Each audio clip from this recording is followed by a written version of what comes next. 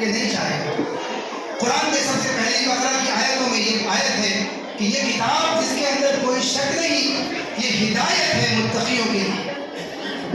اور اللہ رب العالمین کے نبی کریم صلی اللہ علیہ وسلم نے بے شمار سینکڑوں احادیث میں قرآن پڑھنے والے، قرآن کو پڑھانے والے ان سب لوگوں کے لیے اللہ رب العالمین کے یہاں اجر عظیم کا وعدہ کیا ہے۔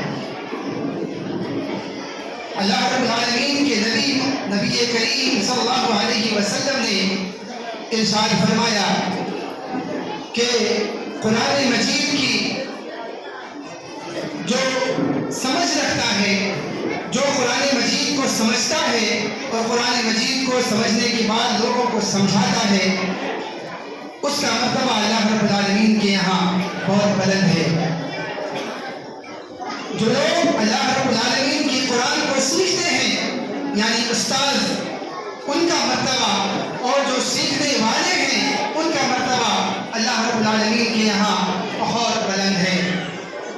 اللہ کے نبی صلی اللہ علیہ وسلم نے ارشاد فرمایا کہ طلب العلم فریضۃ علی کل مسلم، علم کا سیکھنا، قرآن مجید کا سیکھنا، دینی تعلیم کا سیکھنا ہر ایک مسلمان پر فرض ہے۔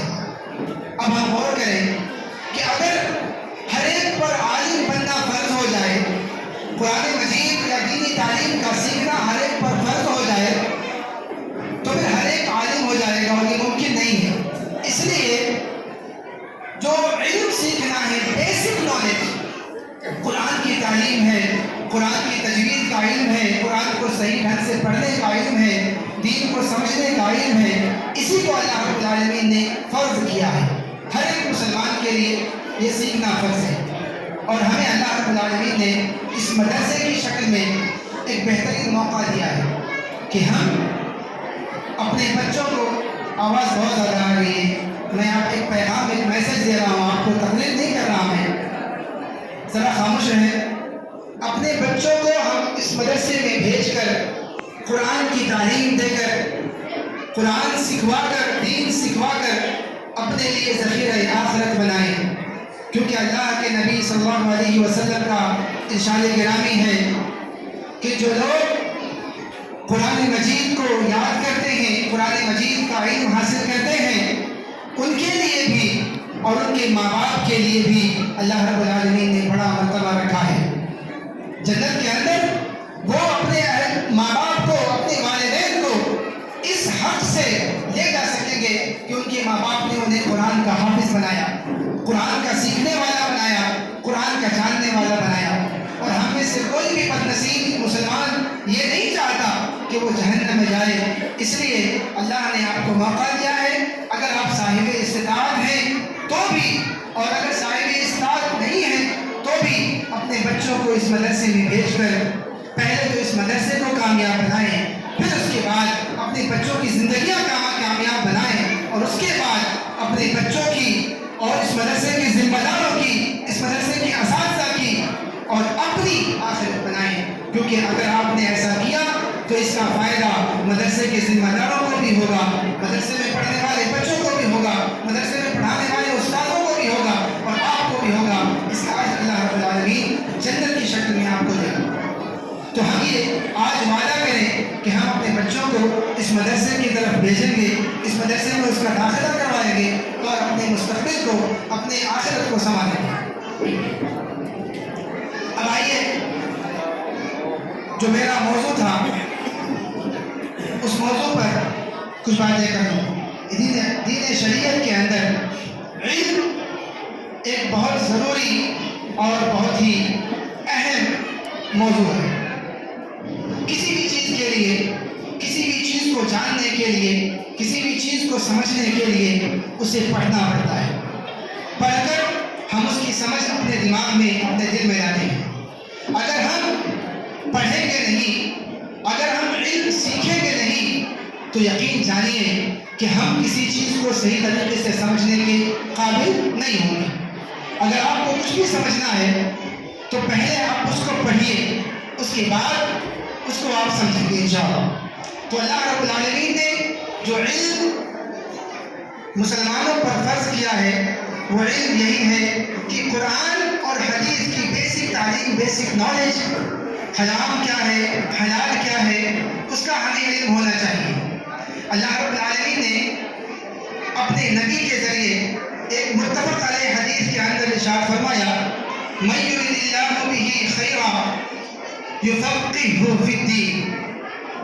ایک حدیث کا ٹکڑا ہے اور یہ حدیث غالباً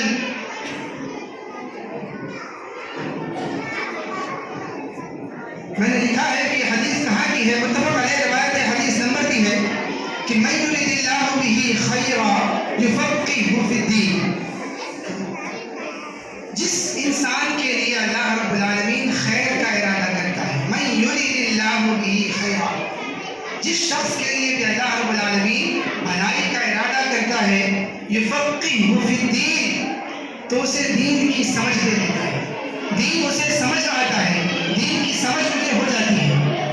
اگر دین کیا ہے، قرآن اور حدیث، اللہ کے نبی کی صحیح حدیثیں ہی دین ہے۔ جو کچھ اللہ کے نبی نے ہمیں سکھایا ہے، جو کچھ اللہ کے نبی نے کہا ہے، جو کچھ اللہ کے نبی نے کیا ہے، اور قرآن مجید یہ ہمارا دین ہے۔ اس کے بعد جو کچھ بچ جاتا ہے صحابہ کرام کے افعال سے، احادیث و اثر سے ہمیں مل جاتا ہے، لیکن بیسک دین جو ہے وہ قرآن مجید اور اللہ کے نبی کی صحیح حدیثیں ہیں۔ قرآن مجید کے بارے میں اللہ کے نبی نے کہا، اليوم اکملت لکم دینکم واتممت علیکم نعمتی۔ قرآن میں اللہ نے اعلان کر دیا کہ آج کے دن ہم نے تمہارے دین کو مکمل کر دیا۔ اليوم اکملت لکم دینکم واتممت علیکم نعمتی ورضیت لکم الاسلام دینا۔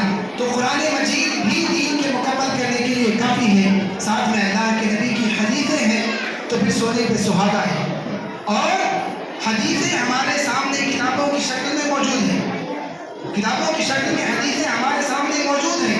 آپ کسی بھی زبان کے بولنے والے ہوں، آپ کسی بھی زبان کے پڑھنے والے ہوں، سمجھنے والے ہوں، بنگالی ہوں، آسامی ہوں، بہاری ہوں، ہندی والے ہوں، اردو سمجھنے والے ہوں، یا پھر اور دوسری زبانیں ہیں، ہر ایک زبان میں قرآن مجید کا ترجمہ، حدیثوں کا ترجمہ واضح طور پر ہمارے اسلاف نے، علماء کرام نے، محدثین کرام نے کر دیا ہے۔ اب ہمیں صرف کام یہ کرنا ہے کہ ہم قرآن مجید کے ترجمے کو پڑھیں، قرآن مجید کی تفسیر کو پڑھیں، اور ساتھ میں اللہ کے نبی کی حدیثوں کو پڑھیں۔ اس سے ہمارے علم کے اندر اضافہ ہو جائے اور ہم یہ سمجھ پائیں گے کہ کیا چیز صحیح ہے، کیا چیز غلط ہے۔ اس کی مثال بہت زیادہ شور کر رہے ہیں بچے۔ اس کی مثال ایک چھوٹی سی ہے کہ جب ہم میں سے بہت سے لوگ سگریٹ پینے والے ہیں، ہمیں سے بہت سے لوگ تمباکو اور گٹکا کھانے والے ہیں، لیکن اس گٹکے کے اوپر صاف طور پر لکھا ہوتا ہے انجوریس ٹو ہیلتھ، یہ صحت کے لیے بہت خطرناک ہے۔ کوئی اللہ کا بندہ اگر وہ پڑھتا ہے اور اللہ نے اس کی سمجھ میں یہ ڈال دیا تو الا ماشاء اللہ وہ رک جاتا ہے، اس سے توبہ کر لیتا ہے، کیونکہ یہ زندگی کے لیے خطرناک ہے، صحت کے لیے بہت ہانی کارک ہے۔ کیوں ہم نے سمجھا؟ ہم اس پیکٹ پر لکھے ہوئے عبارتوں کو بغیر پڑھے ہوئے یہ نہیں سمجھ سکتے۔ ہم نے جب وہ سمجھا، ہم نے جب وہ پڑھا تو سمجھ لی کہ یہ ہمارے لیے نقصان دہ ہے۔ قرآن مجید میں اللہ رب العالمین کھول کھول کر بیان کر رہا ہے کہ یہ شراب ہمارے لیے